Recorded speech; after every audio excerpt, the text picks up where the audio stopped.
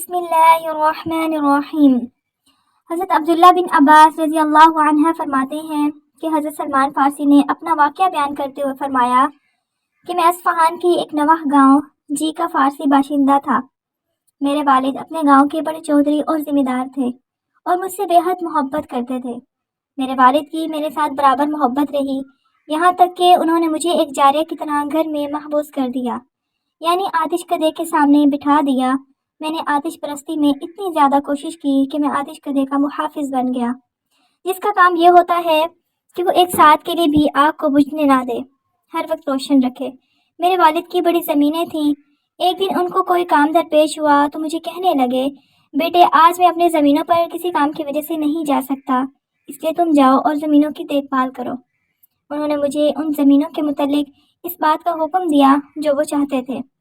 چنانچہ میں ان زمینوں کو دیکھنے کے ارادے سے نکلا تو راستے میں نصارہ کے عبادت خانے کے پاس سے میرا گزر ہوا۔ میں نے ان کی آوازیں سنی، وہ نماز پڑھ رہے تھے۔ گھر میں قید رہنے کی وجہ سے ان لوگوں کی حقیقت حال سے واقف نہ تھا۔ جب میں ان کے پاس سے گزرا اور ان کی آوازیں میرے کان میں پڑی تو میں ان کے پاس چلا گیا کہ دیکھوں تو صحیح کہ وہ کیا کرتے ہیں۔ جب میں نے ان کو دیکھا تو ان کی نماز مجھے بہت پسند آئی اور ان کے عمل کے دل میں رغبت پیدا ہوئی۔ میں نے کہا کہ خدا کی قسم یہ دین اس سے بہتر ہے جسے ہم نے اختیار کیا ہوا ہے۔ خدا جانتا ہے کہ میں غروب آفتاب تک انہی کے پاس رہا اور والد کی زمینوں کی کوئی پرواہ نہ کی اور وہاں نہیں گیا۔ میں نے ان لوگوں سے پوچھا کہ تمہارے اس دین کا مرکز کہاں ہے؟ انہوں نے بتایا کہ ملک شام میں۔ حضرت سلمان فرماتے ہیں کہ پھر میں اپنے والد صاحب کے پاس واپس چلا آیا جبکہ وہ میری تلاش میں کسی کو بھیج چکے تھے اور اس سلسلے میں انہوں نے اپنی تمام مصروفیات موقوف کر دی تھیں۔ جب میں گھر پہنچا تو انہوں نے پوچھا کہ بیٹے تم کہاں تھے؟ کیا میں نے تمہیں ایک کام کے لیے نہیں بھیجا تھا؟ میں نے کہا کہ ابا جان، گھر سے نکلا تو راستے میں کچھ لوگوں کے پاس سے گزر ہوا جو اپنے عبادت خانے میں نماز پڑھ رہے تھے۔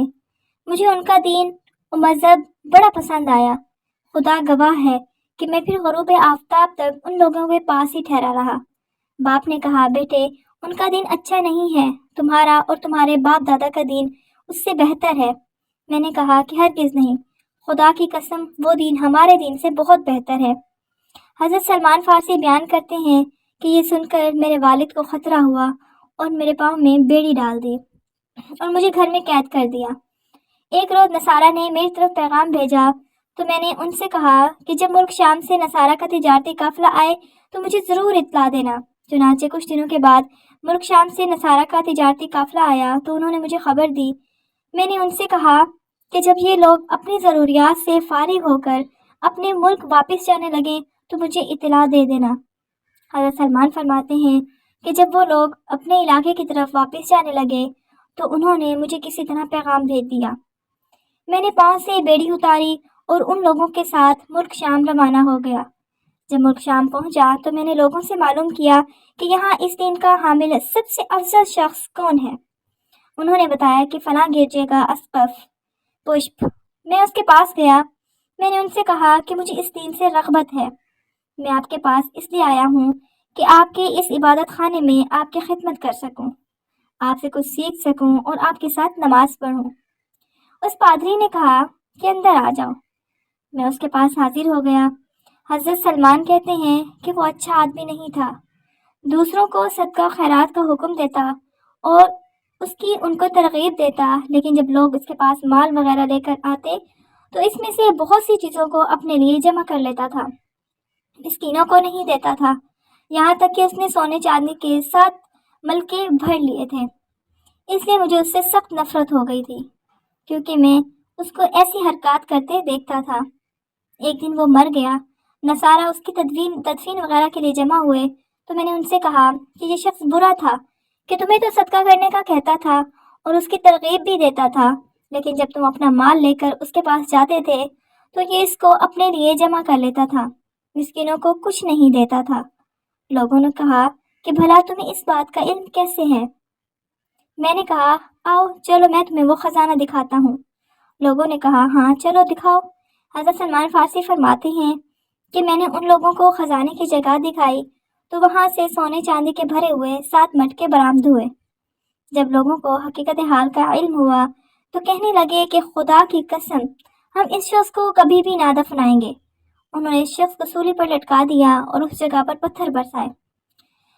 پھر ایک اور آدمی اس پادری کی جگہ پر بٹھایا گیا۔ حضرت سلمان فرماتے ہیں کہ وہ شخص اس سے زیادہ افضل تھا، دنیا سے بے رغبت اور آخرت کے کاموں میں زیادہ راغب تھا، اور پہلے شخص سے زیادہ عبادت گزار تھا، اس لیے مجھے اس سے بے حد محبت ہو گئی۔ میں اس کی خدمت میں ایک عرصہ تک رہا۔ پھر اس کی وفات کا وقت قریب آیا تو میں نے اس سے کہا کہ میں ایک عرصے تک آپ کے ساتھ رہا ہوں، مجھے آپ سے اتنی محبت ہو گئی کہ آپ کے پیش رو سے اتنی محبت نہیں تھی۔ اب آپ کی موت کا وقت آ چکا ہے، آپ مجھے کس کے پاس جانے کی وصیت کرتے ہیں؟ انہوں نے کہا کہ اے بیٹے، خدا کی قسم میں آج کسی کو نہیں جانتا جو اس دین پر کاربند ہو اور اس پر عمل پیرا ہو جس پر میں قائم ہوں۔ لوگ ہلاک ہو گئے اور بدل گئے ہیں، اکثر لوگوں نے اس دین کو ترک کر دیا ہے، البتہ موصل شہر میں ایک آدمی ہے، وہ اسی دین پر قائم ہے جس پر میں ہوں، تو اس کے پاس چلے جانا۔ حضرت سلمان کہتے ہیں کہ جب وہ فوت ہو گیا تو میں موصل میں اس صاحب کے پاس پہنچا اور اس کی خدمت میں حاضر ہو کر میں نے کہا کہ مجھے فلاں شخص نے اپنی وفات کے وقت وصیت کی تھی کہ آپ کے پاس چلا جاؤں، اور انہوں نے مجھے بتایا تھا کہ آپ اس کے دین پر قائم ہیں۔ انہوں نے کہا کہ ٹھیک ہے، تم میرے پاس ٹھہر جاؤ۔ میں ان کے پاس ٹھہر گیا۔ وہ بڑے نیک صالح انسان تھے، واقعی اپنے صاحب کے دین و مذہب پر چلنے والے تھے۔ پھر کچھ عرصے کے بعد وہ بھی فوت ہونے لگے تو میں نے ان سے عرض کیا کہ فلاں شخص نے مجھے آپ کے پاس حاضر ہونے کی وصیت کی تھی اور حکم دیا تھا کہ آپ سے جا کر ملو، لیکن اب آپ کی وفات کا وقت بھی آ پہنچا ہے، آپ مجھے کس کے پاس جانے کی وصیت کرتے ہیں؟ انہوں نے کہا کہ اے بیٹے، خدا گواہ ہے کہ میرے علم ایسا آدمی نہیں ہے جو ہماری طرح دین پر چلنے والا ہو، صرف نصیبین میں فلاں شخص ہے، تم اس کے پاس چلے جاؤ۔ جب وہ بھی فوت ہو گئے تو میں نصیبین میں جا کر ان کو اپنا سارا قصہ سنایا اور یہ بھی بتایا کہ مجھے میرے فلاں استاد نے آپ کے پاس حاضر ہونے کا حکم دیا ہے۔ انہوں نے کہا کہ تم میرے پاس ٹھہر جاؤ۔ میں ان کے پاس ٹھہر گیا۔ میں نے ان کو بھی سابقہ دو صاحبوں کی طرح نیک پایا، چنانچہ میں ایک اچھے انسان کے پاس مقیم ہو گیا۔ خدا جانتا ہے کہ کچھ دنوں کے بعد وہ بھی موت کے قریب پہنچ گیا۔ جب ان کی وفات کا وقت آیا تو میں نے ان سے کہا کہ فلاں شخص نے مجھے فلاں کے پاس جانے کا حکم دیا تھا، پھر فلاں نے مجھے آپ کے پاس جانے کی وصیت کی، اب آپ کیا حکم دیتے ہیں؟ میں کس کے پاس جاؤں؟ انہوں نے کہا کہ خدا کی قسم میں نہیں جانتا کہ کوئی ایسا شخص زندہ ہو جو ہمارے اس دین پر چلنے والا ہو، البتہ عمودیہ میں ایک آدمی ہے، وہ ہماری طرح دین پر چلتا ہے، اگر تم چاہو تو اس کے پاس چلے جاؤ۔ جب ان کی وفات ہو گئی تو میں عمودیہ میں اس شخص کو ملنے گیا اور اس کو جا کر اپنا سارا واقعہ سنایا۔ اس نے کہا کہ تم یہاں میرے پاس ٹھہر جاؤ۔ چنانچہ میں ان کے پاس ان کے دوسرے ساتھیوں کے بتانے پر ٹھہر گیا۔ حضرت سلمان فارسی فرماتے ہیں کہ میں نے یہاں کچھ کام کاج بھی کیا جس سے بہت سی گائیں اور بکریاں میرے پاس جمع ہو گئیں۔ پھر خدا کا حکم، موت اس کے لیے بھی آ پہنچی۔ جب وفات کا وقت آیا تو میں نے ان سے کہا کہ میں فلاں شخص کے پاس رہتا تھا، پھر انہوں نے مجھے فلاں شخص کے پاس جانے کی وصیت کی، پھر انہوں نے آگے فلاں کے پاس جانے کی وصیت کی، پھر فلاں نے فلاں کے پاس جانے کا کہا، حتیٰ کہ میں آپ کے پاس پہنچا۔ اب آپ مجھے کس کے پاس جانے کا حکم دیتے ہیں؟ انہوں نے کہا بیٹے، خدا کی قسم میں نہیں جانتا کہ لوگوں میں سے کوئی ہمارے دین پر کاربند ہو جس کے پاس جانے کا میں تجھے حکم دوں، البتہ نبی آخر الزمان ترمیم کے مبعوث ہونے کا وقت قریب آ پہنچا ہے، وہ دین ابراہیمی کو لے کر مبعوث ہوں گے، عرب کی سرزمین سے نکل کر ایک زمین کی طرف ہجرت کریں گے جو زمین دو پتھریلی زمینوں کے درمیان واقع ہے، جہاں کھجور کے درخت ہوں گے۔ اس نبی کی واضح علامات ہوں گی، وہ ہدیہ تو قبول کریں گے لیکن صدقہ نہ کھائیں گے، ان کے دو مونڈوں کے درمیان مہر نبوت ہوگی، اگر تم اس علاقے میں جا کر ان سے مل سکو تو ضرور ملنا۔ حضرت سلمان فرماتے ہیں کہ پھر وہ شخص بھی فوت ہو گیا۔ میں کچھ عرصہ تو عمودیہ میں ٹھہرا رہا جس قدر اللہ تعالیٰ کو منظور تھا۔ ایک دن بنو کلب کے تاجروں کا ایک قافلہ گزرا۔ میں نے ان سے کہا کہ مجھے عرب کی سرزمین میں لے جاؤ، میں اپنی یہ گائیں اور بکریاں دے دوں گا۔ انہوں نے حامی بھر لی۔ میں نے وہ تمام جانور ان کو دے دیے اور انہوں نے مجھے اپنے ساتھ سوار کر لیا۔ جب وادی القریٰ مکہ معظمہ آئی تو ان لوگوں نے مجھ پر ظلم کیا کہ مجھے غلام بنا کر ایک یہودی شخص کے ہاتھ بیچ دیا۔ میں اس یہودی کے پاس رہنے لگا۔ مجھے یہاں کھجور کے درخت نظر آئے۔ میں نے کہا کہ یہ وہی علاقہ ہے جس کا ذکر میں اس صاحب پادری نے کیا تھا۔ ایک دن میں اس یہودی کے پاس بیٹھا ہوا تھا کہ اس کا چچا زاد بھائی مدینہ منورہ سے آیا جو بنو قریظہ سے تعلق رکھتا تھا۔ اس نے مجھے اس یہودی سے خرید لیا اور اپنے ساتھ مدینے لے آیا۔ خدا کی قسم میں مدینے کو دیکھتے ہی پہچان گیا کہ یہ وہی جگہ ہے جس کی میرے صاحب نے نشاندہی کی تھی۔ میں مدینے میں رہنے لگا اور اللہ تعالیٰ نے اپنے پیغمبر سلیم کو معبوس فرمایا۔ وہ پیغمبر صلی اللہ علیہ وسلم مکہ معظمہ میں کچھ عرصہ قیام پذیر رہے۔ میں اپنی غلامی کی مصروفیت کی وجہ سے وہاں ان کا ذکر نہ سن سکا تھا۔ پھر آپ صلی اللہ علیہ وسلم نے مدینے کی طرف ہجرت کی تو خدا جانتا ہے کہ میں اپنے آقا کے کھجور کے درخت پر چڑھا ہوا تھا اور کچھ کام کر رہا تھا اور میرے آقا بیٹھے ہوئے تھے کہ اچانک ان کا چچا زاد بھائی آیا اور کہنے لگا کہ خدا کی قسم وہ لوگ اس وقت قباء میں ایک آدمی کے پاس جمع ہو رہے ہیں جو کہ آج ہی مکہ سے آیا ہے، اپنے آپ کو نبی کہتا ہے۔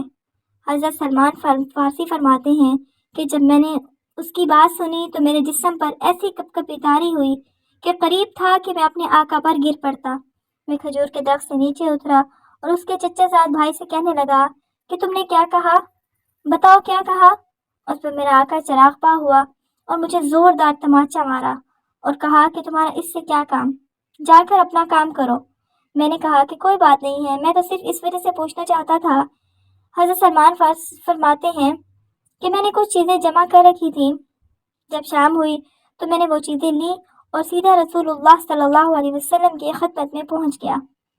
آپ صلی اللہ علیہ وسلم اس وقت قباء میں تھے۔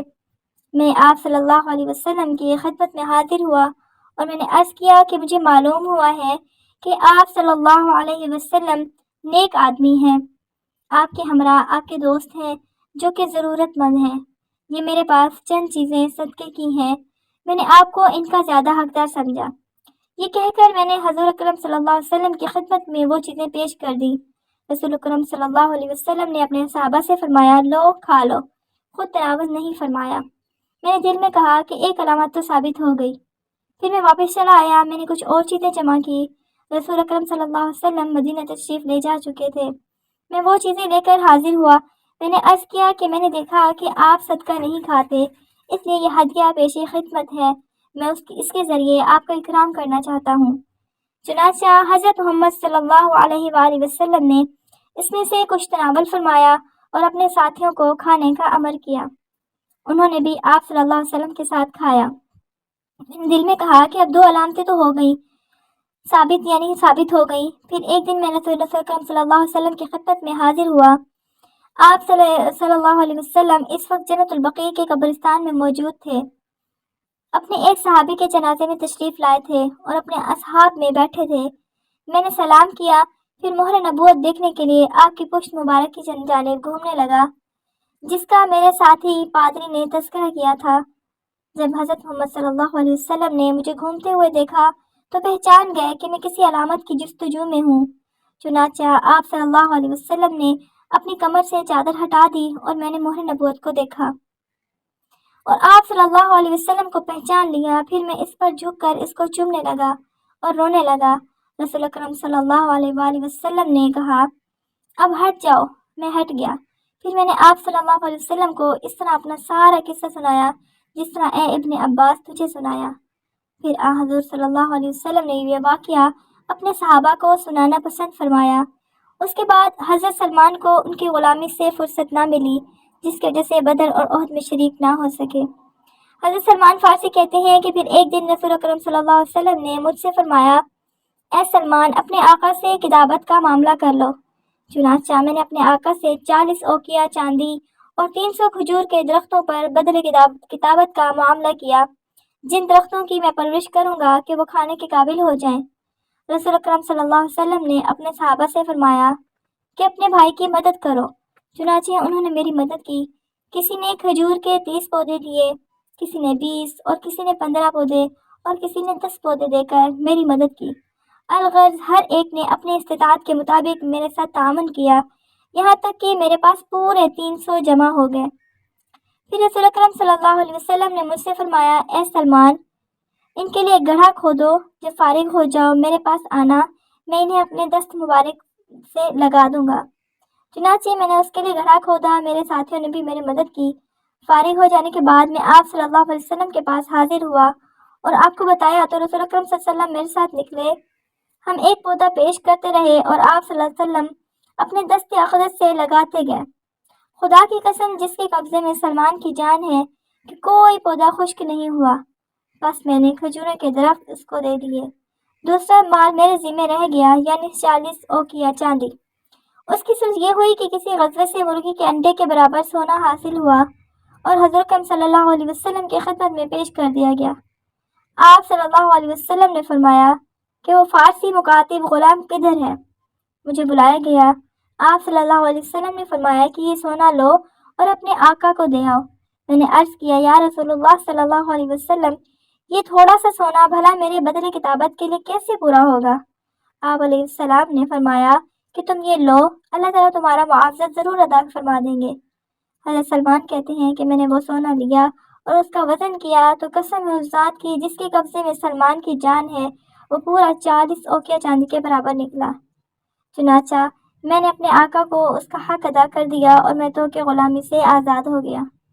پھر میں غزوہ خندق میں رسول اکرم صلی اللہ علیہ وسلم کے ساتھ شریک ہوا۔ اس کے بعد کوئی غزوہ ایسا پیش نہیں آیا جس میں میں حضرت کے ساتھ شریک نہ رہا ہوں۔